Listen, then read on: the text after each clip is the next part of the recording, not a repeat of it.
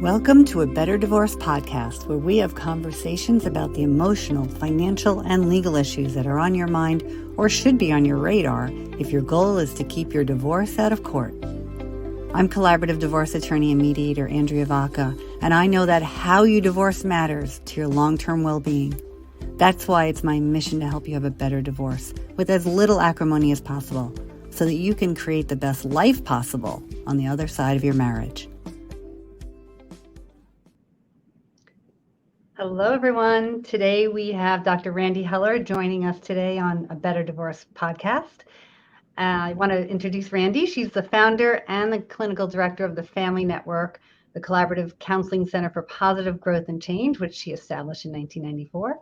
She has a doctorate in family therapy and is a licensed mental health counselor and licensed marriage and family therapist in New York, Florida, and Connecticut, and is actively working with clients in all of those states.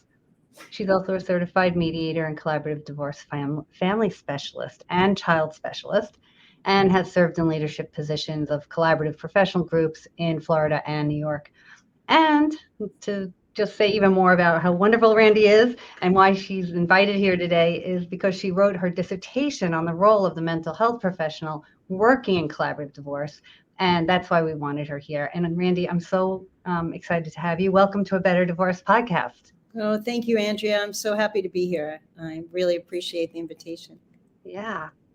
So I thought, before we're going to be talking today about the role of the mental health professional in the collaborative process. So I thought we could get started with you just telling us briefly about, how you would describe what the collaborative divorce process is. Okay, great. So yeah, the collaborative divorce process involves a team of professionals working together. And I hesitated because we use that word collaboration all the time. It's a team of professionals working together and collaborating to help families reach the best resolution possible for their individual needs as a family. And so what that looks like for me is I work on a team with two attorneys. Each person in the divorcing couple is represented by an attorney. And we also bring in a neutral financial professional and a mental health professional, a neutral mental health professional. That would be me in these cases.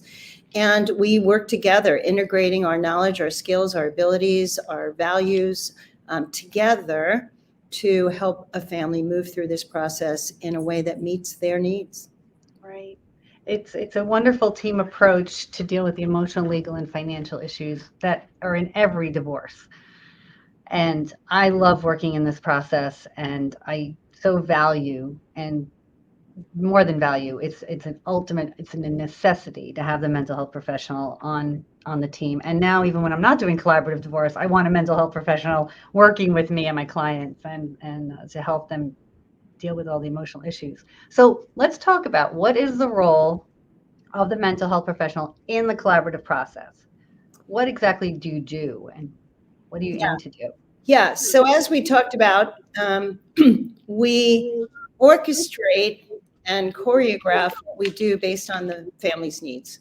So each family will be different, although there are certain protocols that we follow regardless of what family we're working with. So what that means is I, as a mental health professional, typically will meet with the clients even before we start our first big, as we call, big team meeting. What I may have neglected to say before is that as we're moving them through this process, we meet for a series of meetings to help them to deal with all of the different issues that they're going to be having to resolve. And so typically I will meet with the couple, and I will say always, and then I'll say as a caveat, always if they agree and if it's possible, but I always prefer to meet with the couple together first. And the reason for that is so that I can assess the dynamics between them. I can look at their interaction patterns. I can see how do they invite a reaction or a response from the other person? How do they manage a reaction or a response from the other person? What are their goals? Are they shared goals? Are they independent goals? Are they stuck in their positions of I want this and I want this, and I'm going to do this and I'm going to do that. So I'm looking and I'm assessing this couple to see, okay, what do we have to understand about them as a team in order to help them to move through in the best way? Commonly, one person is more ready for this process than another. So it's also helping them to kind of come up to meet each other where they are, to understand each other's perspective, and to learn different skills than they had in their marriage. And I know we're going to talk about that a little bit later. So the role is multifaceted. In addition to working with the couple, I'm also helping the team to understand these dynamics. So after I meet with a couple, I will then go back to the team and I'll say, okay, I met with so-and-so, and this is what I saw, and this is what I learned, and this is how I think we can best meet their needs. Here are the things we have to be cautious about. Here are the things that really are upsetting to one or both of them. Here are their worries and their concerns and their fears and their doubts. And then we as a team strategize for how do we go about meeting those needs in the best way possible. It's so helpful to have that perspective, that neutral perspective, because I'll hear from my client what's going on for him or her and what's going on for the other spouse, how they're reacting. I can see it. I could try to coach a little, but to have the perspective from what you're seeing and how they're interacting and the triggers that they're each reacting to, how they're triggering each other or being triggered, it's invaluable. And how we should temper our questions, how we should best bring our, for those clients that are in different places, and they always are, no one has ever come to the decision for a divorce at the same exact time. Right. And sometimes it's quite extreme. Someone's been thinking about it for 2 years. Somebody just found out last month. You might have that situation.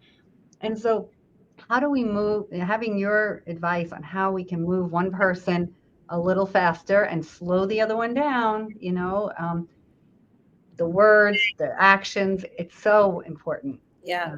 To help balance the emotional, bring balance to the emotional imbalance. Yes.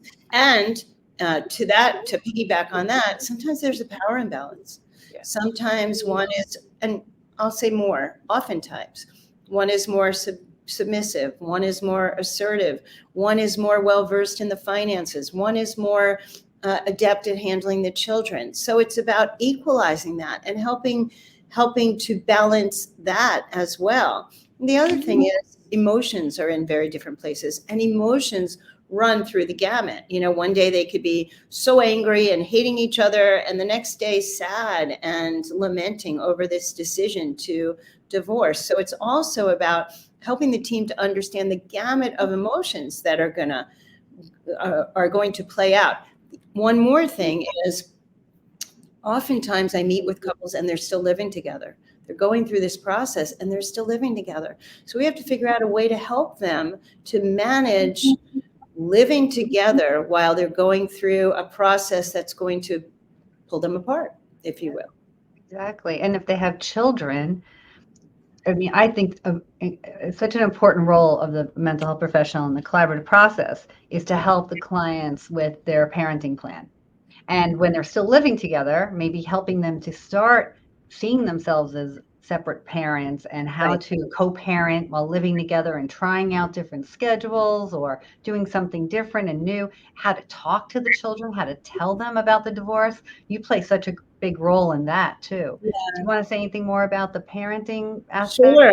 As a matter of fact, right before this podcast, I was on with a couple who've decided to split, and they have a 4-year-old, and one of them can't afford to move out yet. So there's a lot of conflict, and they're living together, again, with a 4-year-old child. So the first thing we did was establish ground rules for living together under these circumstances and living parallel lives under these circumstances. And when I say parallel lives, I mean their lives are no longer intersecting around their romantic relationship. Their lives are now intersecting around their child. And so how do they navigate that? When do they, when don't they? When do they call the other person? When do they discuss issues? When do they, do they eat together?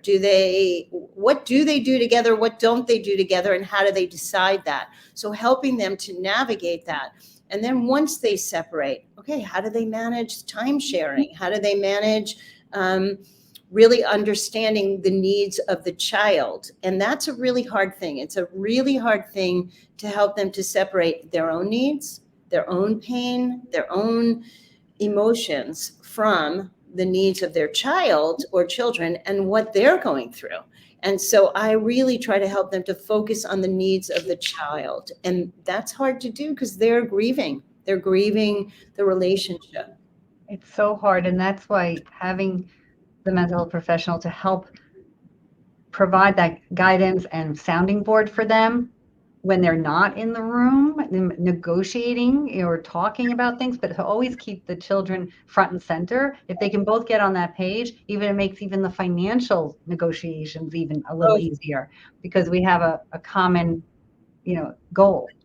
Correct. And it's about, I always remind them to keep their eye on the goal and keep their eye on the ball, if you will. I refer to myself when I'm in this process as the bumpers on the bowling alley. So I don't know if any of you out there have little children and have taken them bumper bowling, but what happens in that context is that when the ball goes to the gutter, there's a bumper that pops up and it pushes them back to center. And that's how I see myself in this process. I keep them centered and I keep them with their eye on the ball and their eye on the goal. And I will say this, in all of the matters that I've worked on, and I've worked on many, when there are children, the goal is most often the same. I would like to say most always the same. I want my children to be okay at the end of this.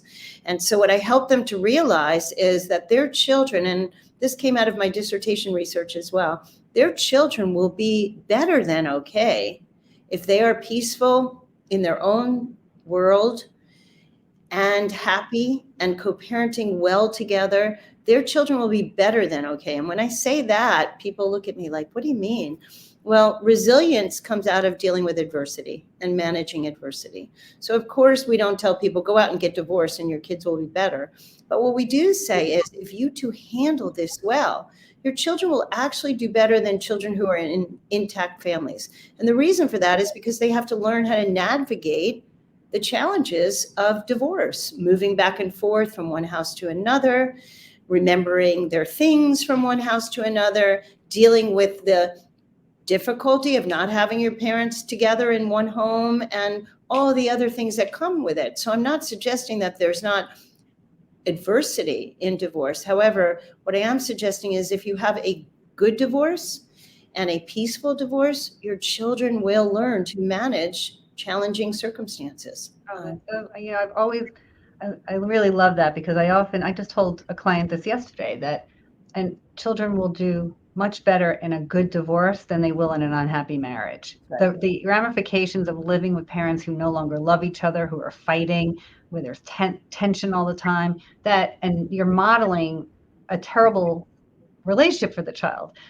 To divorce well, you're modeling how we overcome differences, how we communicate even when we're not happy. But I never really thought about the resilience also factor that they're learning. You've put them in a difficult situation, admittedly, but you can show them they can grow from that. You're not going to do it on purpose, as you said, but there could be good outcomes to that. Yeah. And also to see you as their parent and their model handling adversity and knowing that you can do that. And also to see you managing a relationship with somebody that you no longer have things in common with, other than them, of course. But, I think there's so much for children to learn from watching their parents to do this well. And so what's really important to recognize is that a big part of my role is to teach them to do this well.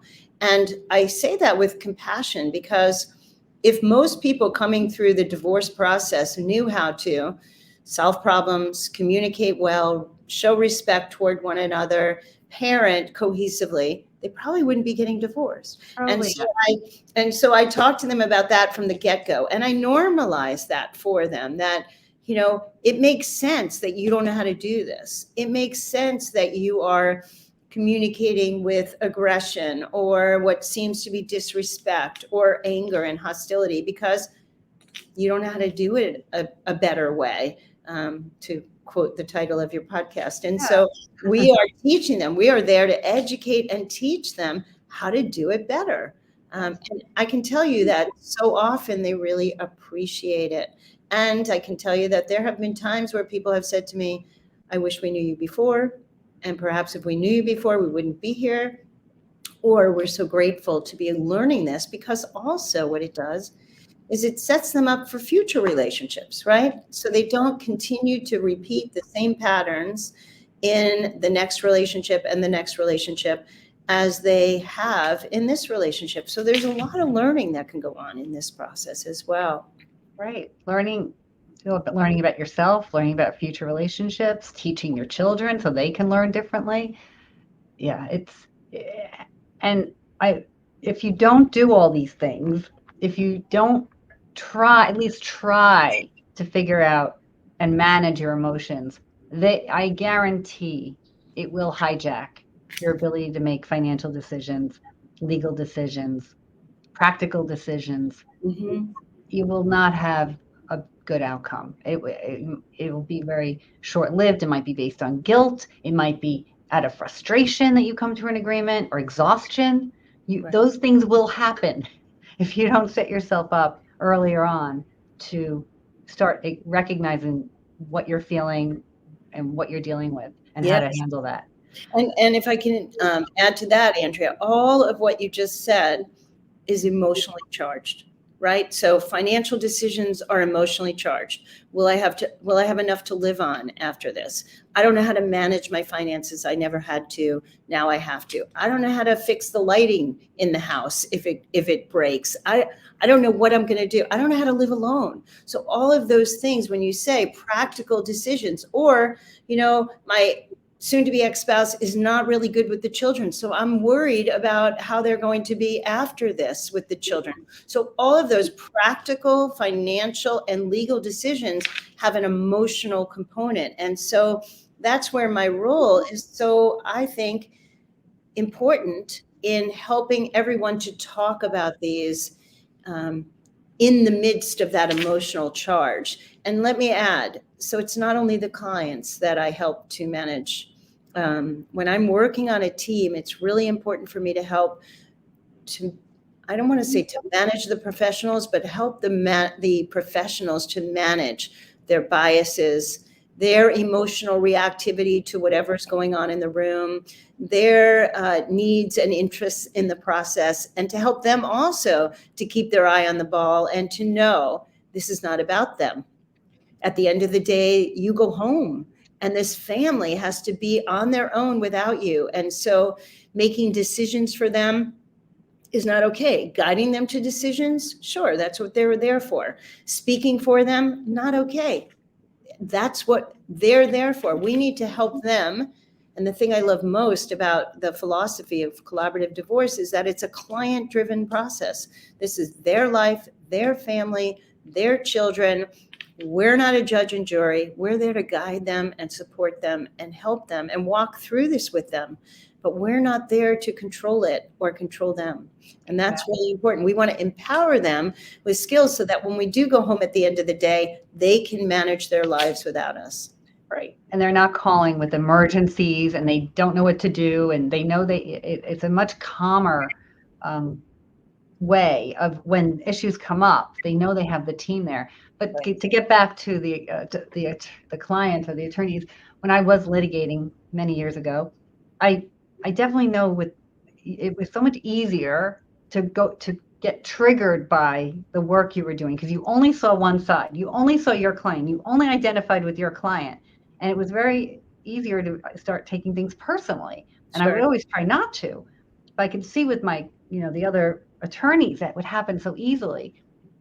But in the collaborative process, because you're actively talking to the other spouse, you're engaging with them, you're asking them what's important to them, you're hearing them directly. It's not through the filter of their attorney. Right. It does lessen the risk of taking your client's matter too personally, but it's still there. Yes, it And is. it is still there. We are human. We connect with our clients. We're worried about them. We want the best for them. And sometimes we can lose perspective, even though we're in the collaborative process. So having the mental health professional on the team that I could call and say, hey, I don't know if I handled that well. I don't think I asked that question right during this meeting today. Can you give me a little coaching? Like what was going on? Because I Right, don't want to react like that. This is not a deposition. I don't want to be questioning the other client like, isn't right. it true that this happened? So helping me be at my best as a Yes, collaborative professional is really important too. 100%. And you mean well, Yeah. but you don't even realize when your biases are are entering into the room. You just don't, because you're focused on the one entity. So a lot also of what I do is help people to understand all the perspectives that are going on in the room simultaneously. And there's a multitude of perspectives. We all come into the room. We can say we're unbiased, but that's not true. And so it's really important to recognize that we do have a bias and try to understand it. And so I try to neutralize those biases, and I try to help everyone to understand, divorcing spouses as well as the professionals, what's going on underneath the behaviors. Why is somebody acting a certain way? I can just quickly give you an example of a matter that I was working on, and one of the attorneys got furious with the husband because she said he wasn't, quote, acting collaboratively. And so she actually got up and went across the table. And I called a break, which is another thing that I do. I called a break and I went into a room and I talked with her and I tried to help her to understand what he was seeing in that room, what he was experiencing in that room that she didn't even recognize. And actually, she said to me, to her credit, wow, thank you for helping me to see that, because I didn't see it at all. I just saw he was being rude and disrespectful to my client, and I felt he wasn't being collaborative. She went back into the room, she reached over the table again, and she apologized to him. And the matter continued on. He appreciated it. He responded well to it, and it diffused everything that was going on in the room.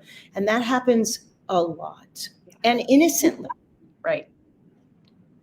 Yeah.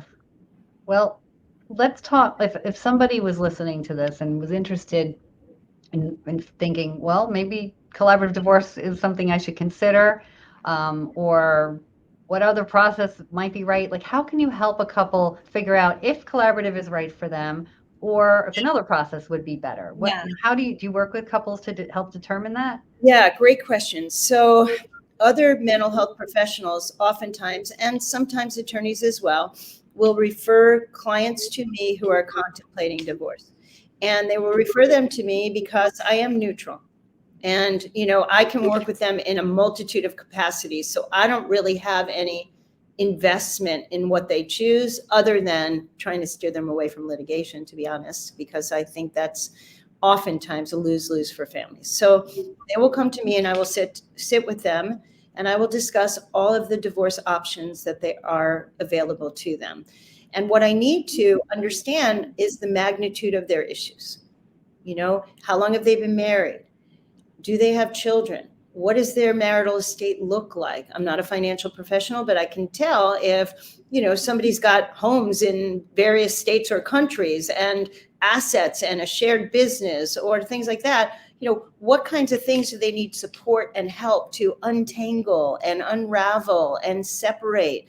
And how much support do they need is really the key for me. So if I'm working with a couple and there's minimal issues and minimal things to be decided and divided and maybe not even any children, then mediation might work for them.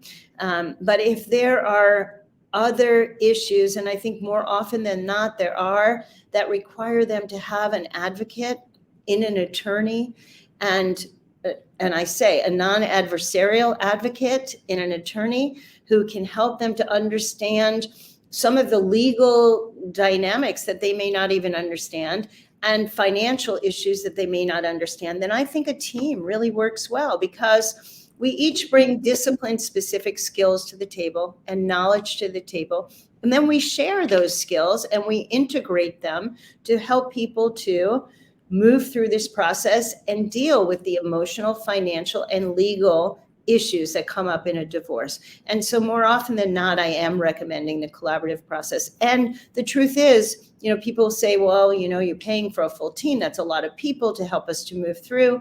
However, what I believe is that if each of us can help them resolve the challenges that they have in each of these different areas, it will be more cost effective and they'll have a better outcome.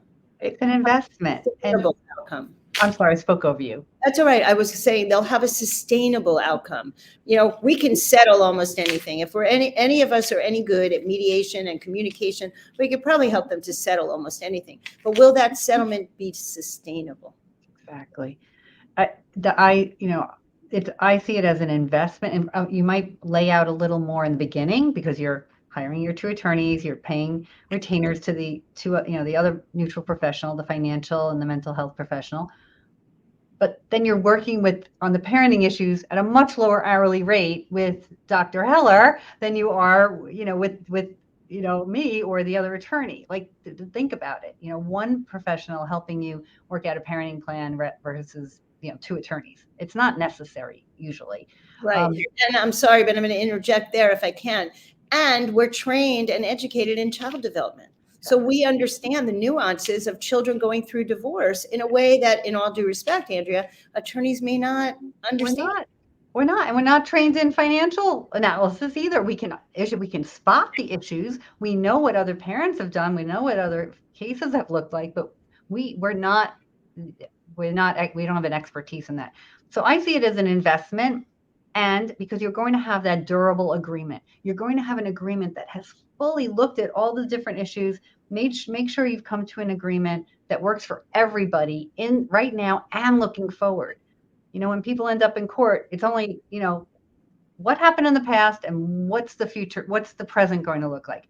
They can't tell you what to do in the future. The collaborative process allows the clients to really look at what happens when this changes. What if this happens? How will we deal with that? What's our dispute resolution model? Who will we work with? Like, all those things that can cause problems later are not going to cause problems because we've put time and effort in now, so you don't have to worry about it later. So the emotional costs and the financial costs are lessened. Yes. By making this investment, if it's the right process for you. It's like Goldilocks and the 3 bears, right? It's like, maybe it's too little, maybe it's too much, or just right. You have to find the process that's just right, but don't make cost, the initial outlay, the only factor in that, or you will be, sorely disappointed. Right. And the other thing is we sit together and we can strategize based on the client's needs. So we don't all have to be in the room all at the same time, all of the time. We, as you said, I'm working offline with the clients on a parenting plan. So they're not paying for professionals to sit with them and discuss their parenting plan or finances. We come together at various stages in the process, but you're not paying all of us all the time. And so it can be more effective. The other thing is, if I can help you to deal with your anger, your frustration, your hurts, your wounds, you'll be able to communicate much more effectively and listen much more effectively and, recognize, okay, we don't know how to do this. This is why we're getting divorced. We need your help with this. So that becomes the mantra. This is why we're getting divorced. Help us with this. Yeah. And they can listen and communicate better, not just with their spouse, but also with their attorney. They can really, be there and answer questions and provide information that's important to them so that we can best advocate for them too. So even with other family members who are maybe like the Greek chorus, like how to put that in perspective. Like, there's so many things that you can help with. So, I could keep talking about this because to me, it's one of the most essential. It is the most essential part of a collaborative team. And for anyone to think you just need 2 lawyers who agree not to litigate, that is not what collaboration is. Right. Without the mental health professional, you don't even have a collaborative team, if you ask me. So. And, the struggle we face is that oftentimes couples have been to marriage counseling and it didn't work for them. They're getting divorced. So when they hear mental health professional, they think, we don't need that. We're not crazy. And we've already tried that. It didn't work. This is a different process. We're not doing therapy. We are helping them to build skills that they didn't have in order to move through the divorce, not looking back at what went wrong, but looking forward at how can we do this better? Right. Again, a better divorce. A better divorce. So that leads me to my final question. What is your one better divorce tip? Yeah, so my one better divorce tip is have compassion. Have compassion for yourself, have compassion for your partner. Even though they're going to be your ex-spouse, neither one of you began your marriage thinking, okay, this isn't going to work, we're going to get divorced. You both began your marriage, in most cases, with a thought process of, we're going to be with each other for the rest of our lives, perhaps, or hopefully. So have compassion for the fact that it didn't work together. And if you have children, be grateful that you came together, and the best thing that came out of your union was your children. So, you learn and grow, and you can do that with compassion. Thank you. And I love that, have compassion for yourself too. Yeah. It goes both ways. So thank you. Yeah. Well, so Randy, thank you so much. What is the best way for people to reach you and find out more about you if they want to talk more? Yeah, thanks. So in New York and Connecticut, you can reach me at 646-717-6718, or you can contact me at thefamilynetwk@aol.com. Yes, I know it's antiquated, but so am I. Thefamilynetwk@aol, and I'd be happy to talk to you and help you in any way that I can. Okay, and what's the website? So for right now, you can reach me best at www.familynetworkflorida.com. However, I have a presence, as Andrea explained, in New York and Connecticut and Florida as well. Yeah, you're everywhere. All right. Well, thank you, Randy. And thank you, everyone, for joining us. This has been another episode of A Better Divorce podcast. Thank you for tuning in, and we will catch you on the next episode. Thank you. You've been tuning in to another episode of A Better Divorce podcast with Andrea Vaca. Thank you for subscribing, leaving your positive comments and reviews, and sharing the show with others.